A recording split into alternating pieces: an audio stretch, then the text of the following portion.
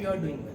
We are the team, the Dendrophiles, going to present our communication skill project, a TEDx talk titled Nature's Internet by Suzanne Simard. So firstly, we would like to introduce ourselves. I am Rameshwar Chandravanshi. I am Manas Ranjan Haiburu. I am Dipanshu Sahu. I am Shashank Reddy. I am Harish.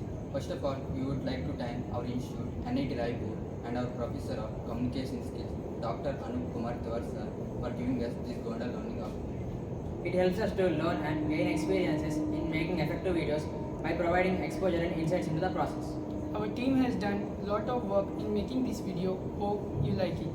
We would appreciate your feedback on our efforts to help us learn from our mistakes and to avoid them in the future. Let's start the video.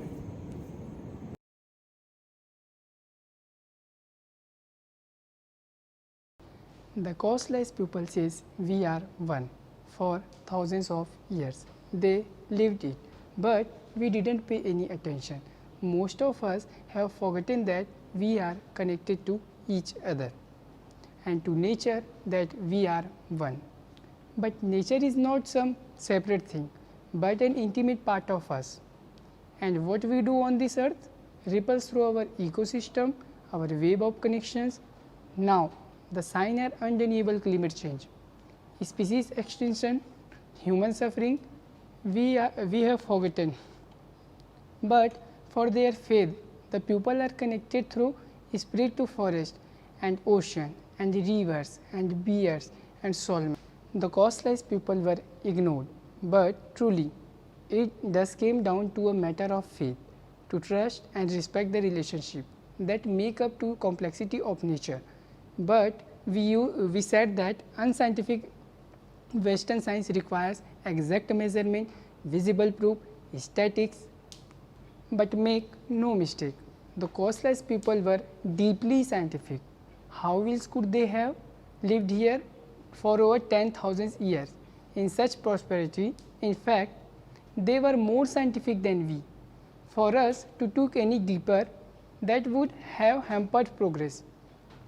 There are trees in those forests, and our buildings need wood, and our printers need papers. We need to cut down the forest and replant those trees. Now, how do I fit into this? Well, I came from a family of loggers, and while my family was up on the mountain cutting down trees, one here, one there, I was playing in the forest below, in the places that are seen and unseen, in the trees and the logs and the forest floor.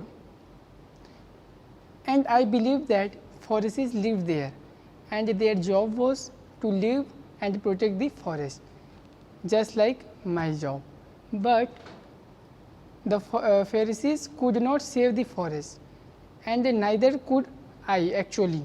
Nobody could, because the owner of the patch had to cut it down to feed his family. And the moment changed me forever. Actually, it motivated me, and I went to school to study forestry. I wanted to understand the mystery of why forest felt so powerful to me. I wanted to save forest.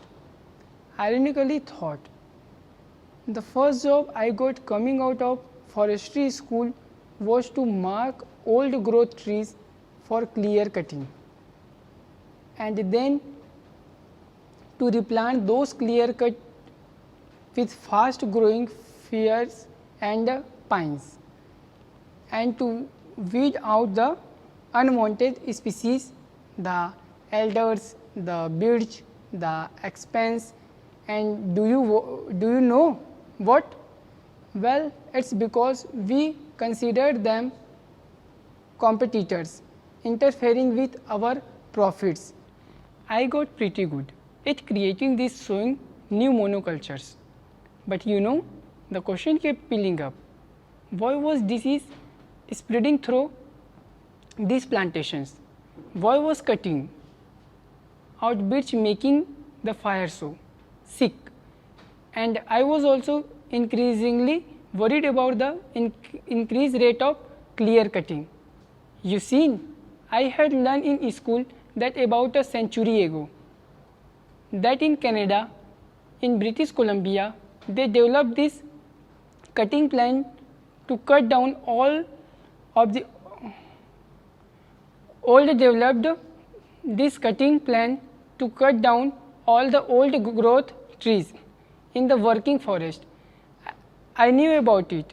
I had learned in school, but it took me a long time to realize that the cutting was not going to stop, nor the attitude that we could convert their old growth forests into nice, marketable, neat plants.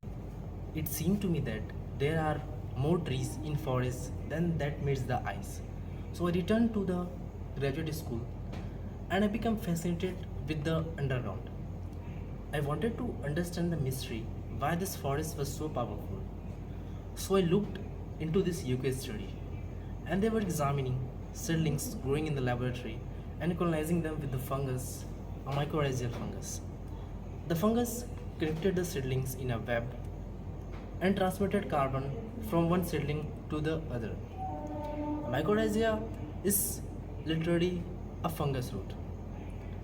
In this symbiotic association, the fungus grows through the soil, picking up nutrients and water and bringing them back for the photosynthetic carbon. It's a symbiotic, mutualistic, and reciprocal relationship.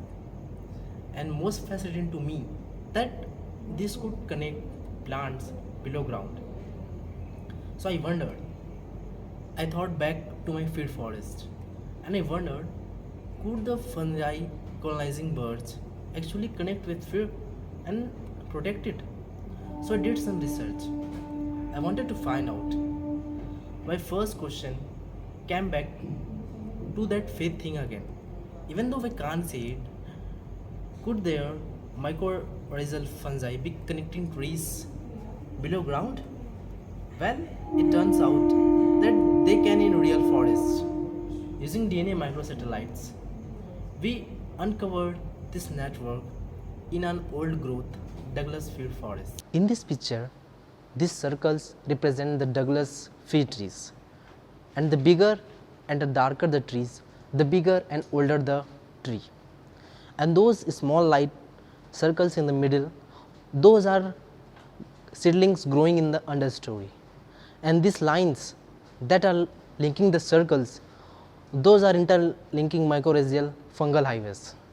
And you will notice that the biggest, darkest circle, the biggest and oldest trees are most highly connected. So we called this herb trees, and later more fondly we started to call them mother trees. Because it turns out that those mother trees seedlings are nurturing the younger seedlings in the nursery. Now this map is only of 2 of what we think are 100 fungal species in the forest. Could you imagine if you would been able to map all 100 species? Next thing, I wanted to know what might be flowing through this network. Well, it turns out that the very things that plants need to survive and grow, things like carbon, nutrients and water. So we use isotopes, carbon isotopes, and we label plants, and we were able to see the carbon transmix back and forth through this network, like messages transmitting through the internet. And when one seedling is under stress, if it's small or shaded or nutrient poor, then the other plant sends the more carbon. So we figured out that it follows what's called a source sink gradient. From a robust source plant like an illuminated birch tree to a needful sink plant like an understory fir tree, and all this without harming the source plants. The next thing we wanted to know was, so this happens, but what does it really in plants? Well, it turns out if you set one of the plants, if Douglas firs seeded in the understory, birds will send 10% of the carbon, and that's enough for Douglas fir actually to make seeds. Now we haven't figured out precisely what the amount mean, but we do know that this transfer increases their survival and growth in the understory. Now, I published this work in some pretty good journals. This particular article struck a chord. The rocks breakfast. This particular article struck a chord. Lots of people were enthused. In fact, there is a whole bunch of new research all around the world that was inspired by this paper. But there were also critics who tried to discredit my work. In fact, there were lots of papers written, keynote addresses given, press releases, and back home, a professional ethics letter was actually put on my life. And my work was called A Dog's Breakfast. Now, I know that you know that this is kind of intimidation is actually not uncommon with breakthrough science, especially if it challenges the status quo. Knowing this didn't stop me. I knew that my science was sound and rigorous, and I knew that one day it could change the way we view the environment. So, really motivated, I returned to my original question because I still hadn't quite answered it yet. And I wondered, could these webs, these networks, serve as more than avenues of exchange of carbon and nutrients and water? Could a tree that under stress, disease actually benefit from health of its neighbors? Could birds be helping fur? So, I did some experiments and it turns out it does. When dog's fur is under stress or disease, it sends warning signals to its neighbors, and the neighbors respond by increasing production of their defense enzymes, and they are more resistant to disease. And if that neighbor is a birch tree, the fur benefits from the antibiotic producing bacteria that are associated with the system shared network. It's like public immunization system, and I wondered, could there be more than defense signals moving? Well, that trees can actually recognize, transmit messages to their relatives. A mother tree can recognize whether seedlings in neighborhood are her kin or strangers. She sends more carbon to kin seedlings than to strangers, and if the mother tree is injured, she sends even more carbon to kin seedlings. It's as though she passes her energy, her legacy to next generation. Now, when I look all this together, it's as though these trees are sharing their deepest secrets. This is the breakthrough stuff. It's pretty exciting. You know, at this time, there were actually many articles written. Popular science, documentary films, the word was getting out, and I was really excited. But I got cancer, and that was really awful. But you know, the beautiful thing about this is, it reconnected me with my people. My family, my people looked after me. They held me. They helped me up the stairs. They cooked my meals. They looked after my children. They saved me. And back in the hospital, I made even more connections, strong ones, with other women fighting with breast cancer. And we were really afraid. And we cried. But we also laughed. We still do every day. I have become so tight. We are like tapestry that's knit together in a tight wave. When one of us stumbles or bends, the others are right there to pick her up. What I have learned from all through this is what my forests have been trying to tell me all along, that these connections are crucial to our well-being. They are not easily seen, but they are real. And you know what? I am living proof. What I have learned through all this is what my forests have been trying to tell me all along. Thus, these connections are so crucial to our well-being. They are not easily seen, but they are real. You know what? I am living proof. And I am really grateful. Now I am strong and healthy again. I return to my science and asking other questions. My first and the most important question about me is what our discovery tell us about how to deal with our biggest threats, climate change. Yeah, climate change is no hoax. We can't kid ourselves. In fact, there is no fancy engineering that going to get out of this mess. What my discovery has shown me is that the answer, the solution lies in our relationship with nature. And in doing this research, I went to Aboriginal people. I am doing my research with Aboriginal people. Depending on the salmons, have a long relationship of stewardship of salmon, which then they help with their livelihood. It is crucial to their livelihood. So, in the fall, when the salmons are spanning in the river, the bears come down to the river and the walls, and they feed on the salmons in the spanning river, and they carry the salmons into the forest, and underneath the big old mother tree, under the sheltering crowns of the mother tree, they feed on the salmons, and the fall leftover decays and sleep into the ground. And we think that big microbial network of the mother tree trace soak up the nitrogen, and scientists have discovered trace of nitrogen in the tree ring stored there for centuries. And what we are going to do this summer is go back to their forests and going to trace the nitrogen. We think this is tied to the health of forests, which of course is tied to the health of the rivers, which of course is linked to the salmons and the health of the salmons population, which of course feed back to the oceans and come back to us, the people. Now this circle of life, whatever our Aboriginal ancestors have called reciprocity, is the trending of mutual respect, and this is really good example of what scientists are really calling. Now look, forests are building on relationship. In a healthy forest, everything is connected and communicating. Here the nodes represent the species and they are constantly related to each other, and it out of their interactions that emerge what scientists are calling complex adaptive behavior or high system level property.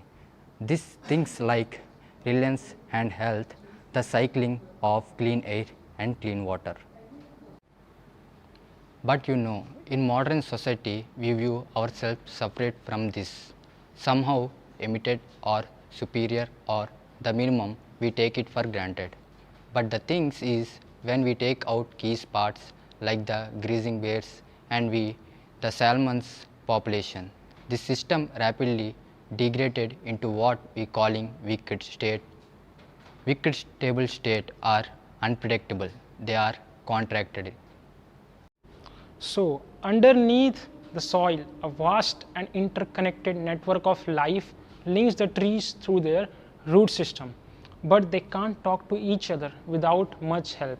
The whole process starts with the herb trees, the oldest and the tallest trees in the forest. Herb trees have greater access to sunlight, and through the process of photosynthesis end up producing more sugar than they actually need.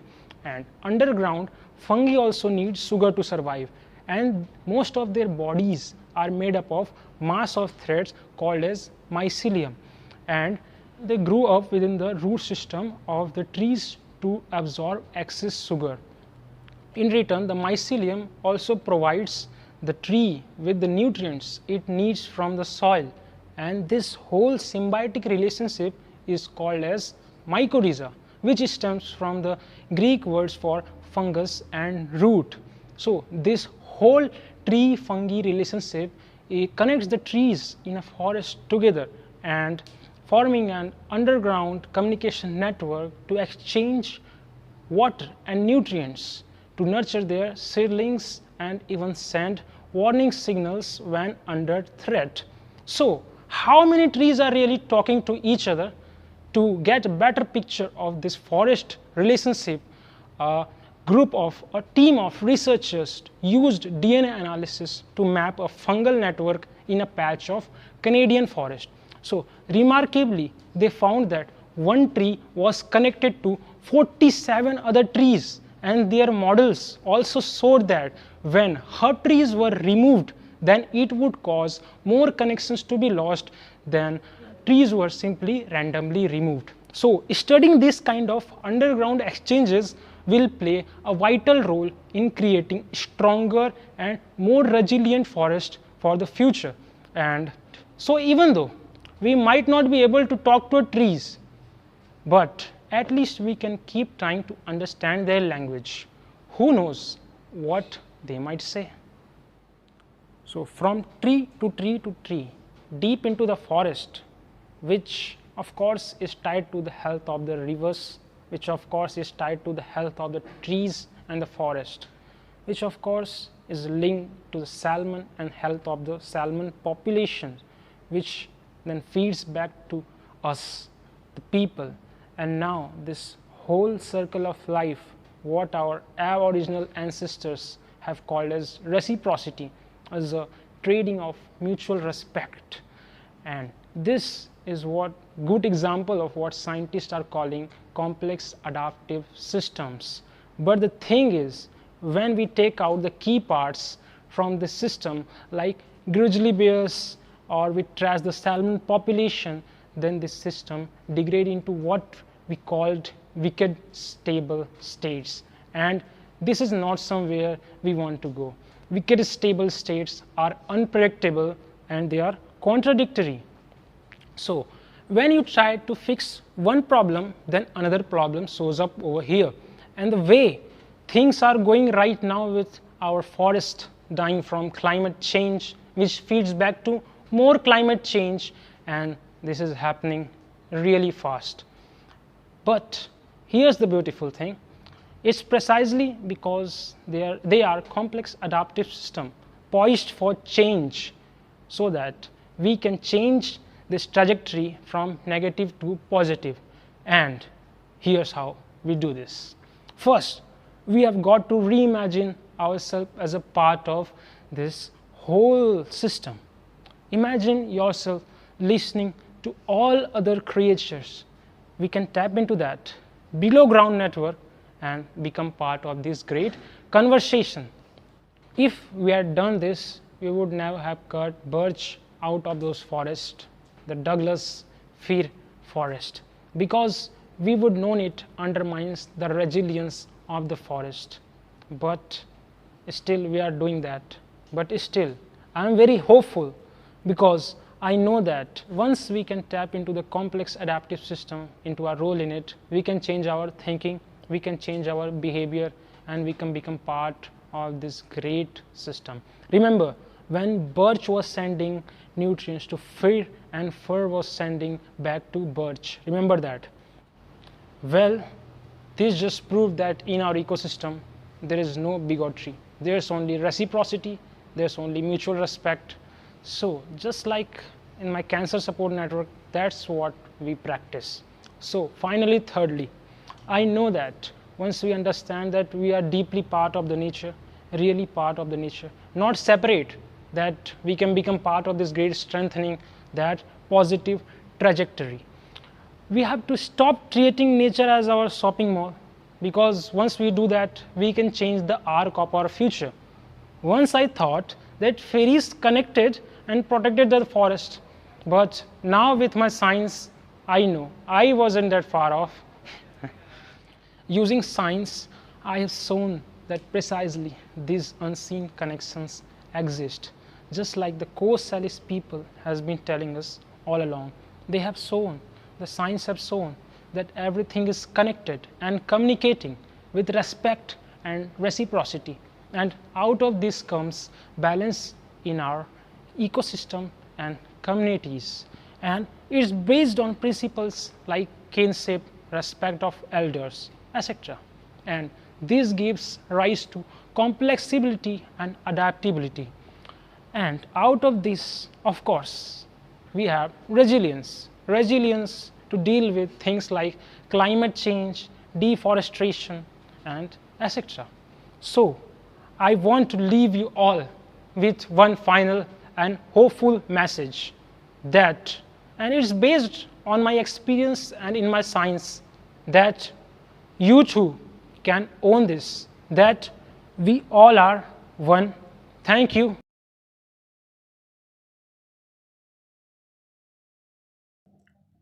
My work experience has been very good.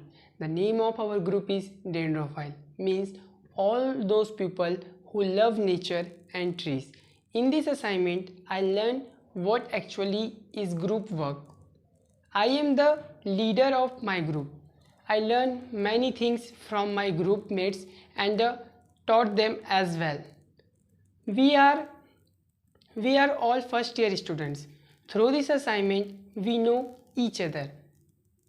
I improve my communication skill through this assignment. After shooting the video of all the people, I started editing, but no one in our group was able to do editing. Then I also learned basic of video editing from YouTube. Through this, I got help in editing my video. This is my first opportunity to do this kind of group work. I got experience. Overall, I enjoy a lot of during the entire video making period. Thank you. In making this project, I learned many things. But initially, some problems were coming, but in the end, it doesn't matter because we know that life is also full of problems and we have to face it. For the first time, I am coming in front of camera, so somehow it is bit difficult for me. But overall, I learned many things like how to communicate in front of camera, how to present yourself in front of camera, how to speak in front of camera, how to express yourself in front of camera, etc. Then after, we were facing problems in arranging things for video making, like tripod, mic, stand, etc. But as we are Indians and we know the basic skill, and that is jugaad, so we apply this method and just completed the video so uh, so overall I learned many things, like how to build relation with the other team members, how to communicate in front of camera, how to manage things, how to cooperate with others, etc. So I learned many things. So thank you, Noob sir, for giving me this wonderful opportunity.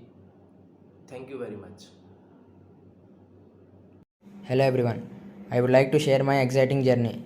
In video making, I have been delved into the world of video creation and it has been an incredible ride.